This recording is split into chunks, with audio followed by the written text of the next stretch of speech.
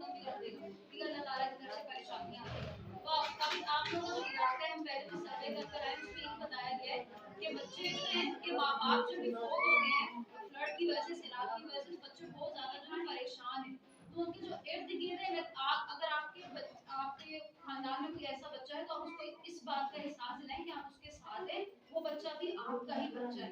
एक तो परेशानी में आपने एक दूसरे के साथ जो है ना बहन भाइयों वाला सलूक करना है, दूसरों के बच्चों को भी अपना ही बच्चा समझना है। दूसरी बहुत छोटी सी बात, साथ किसी ने गलत किया तो आपने उसको ये नहीं कहना कि आपकी गलती है, आप उसको बताने और बताओ क्या हुआ है, ताकि आप उसकी हौसला अफजाई कर सको और आप उसको अगली दफा बताओ कि अगली दफा आपके साथ ऐसा करे कि आपको गलत टच करे और आपने भाग जाने वहां से वापस आके हमें बताने।